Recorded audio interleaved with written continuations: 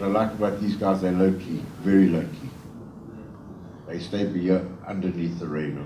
Anyway, put your hands together for Mr. Louis Jr. Tshakoane.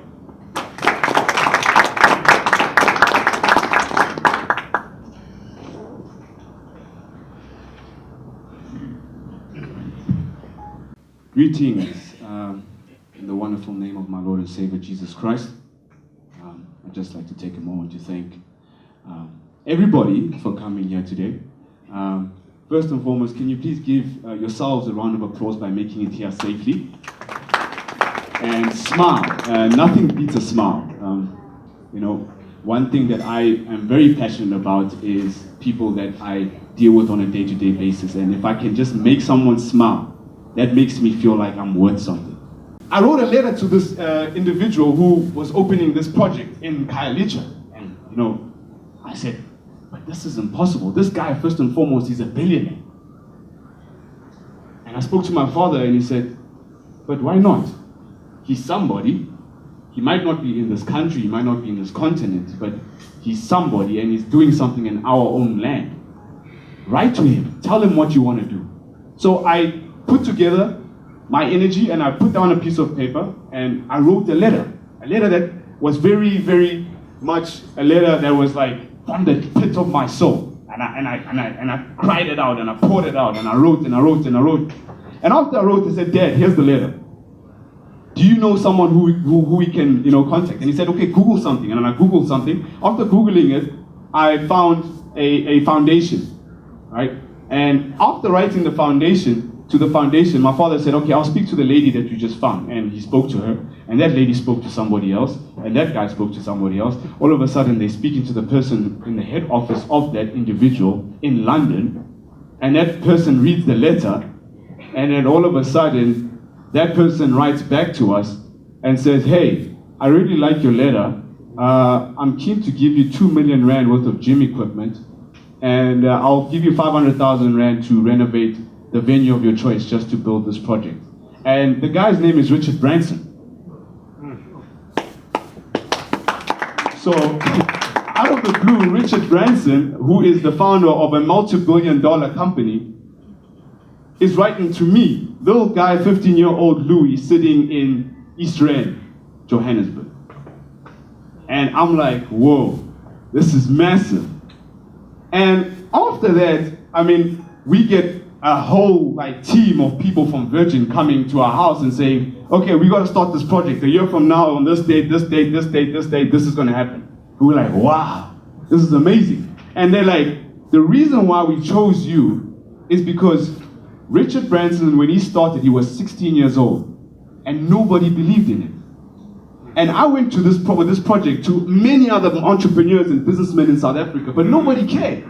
They were like, no, he's just 15, man. He's just Louis Tshakoane's son. You know, his father's got money, he can give it to him. You know, meanwhile, they don't know the situation in the house. But I decided, I said, you know what? Nothing is going to stop me from living my dream. And that's when it started, where I started getting this motivational, ambitious, driven, never say die type of spirit.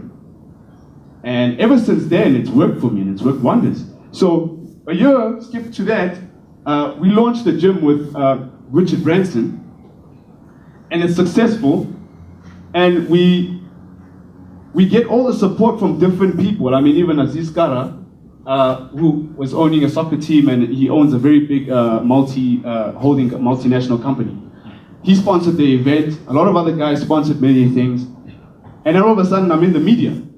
I mean, there was a news queue. I mean, if you're coming with Richard Branson now, all of a sudden BMW wants to give you a car to drive. So-and-so wants to pay for your school fees. So-and-so wants to give you a scholarship in the States. So-and-so wants to... All of a sudden, you get in a plethora of business, and everyone else in my family is doing the same thing, and it was working for them as well. And after that, I get a call from Lamborghini Johannesburg, an investment cars. And they're like, man, we like what you're doing. Would you like to come and just, you know, tell us about your story? So I get there, and they say, okay, let's go on a Lamborghini ride. I go on a Lamborghini ride. I'm like, whoa, this stuff is good. It's addictive. Let me go on this every day. If I could do this every day, you know how much points I'll get from my friends? Because at the time, right, we had gone from driving a Mercedes-Benz to school. And at school, we had like a system like this. Like when you drive at Eden Glen and you're coming in, everyone can see who's coming into the school, right? Your parents are dropping you off. You see who are the loaded kids and who are the broke kids and that's how they talk. I mean, they're straight to you. You know, in school, you know when you get bullied and stuff like that. And you have to take so much pressure. And all of a sudden, we're driving now a box-shaped Volvo.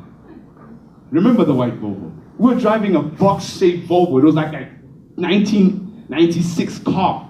From driving the car of the day, to driving a car which was beaten up, barely going. It was like burning like 200 rand fuel a day just to go to school and back. Because we had to sell the Benz in order to get the Volvo, right? So like, all of a sudden, people are looking at you and they're like, this whole family has gone down. And then next thing I come to school and I show my friends my business card and it says, Louis Jr. Tshakoane, marketing consultant at Lamborghini Johannesburg. And they're like, whoa. All of a sudden they're like, what? This guy now, he's not a one-hit wonder. He's not just working with Richard Branson. Now he's just like stepping on another level, you know. So at the same time, I was working a different job. I started like going out to Sandton and like talking to everybody. And then I'll get a job at a technology company and I'll start selling phones. And at the same time, I'm running my gym. And at the same time, I'm consulting for Lamborghini. I started to develop the spirit of being able to do multiple things at the same time. And that's when networking started to build in. I'm here at the Henley Business School for the KhayaFM and Nedbank business networking event. And I'm the president of Undercover Millionaires International. And what we do is we have a business networking company, which we host private meetings and seminars for aspiring millionaires and current millionaires, and a few billionaires now and then that we invite as special guests. I'm at the event, and at the event I was a keynote speaker. I appreciate the audience because I was sharing my story of how I started as an entrepreneur from the age of 16 and the trials and tribulations that I went through, some of the business lessons that I gained and an experience that I have from those encounters and those moments.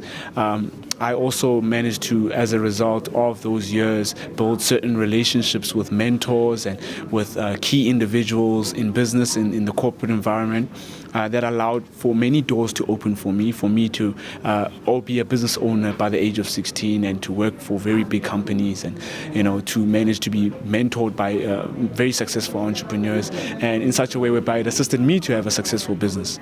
So the aim of the event was to introduce people to the artwork and the science of networking and the power of networking. And the age of today is all about business, and business is about people, and people are about relationships. So if we can teach people how to nurture the relationships that they currently have with the people in their lives, they can be more successful in their businesses.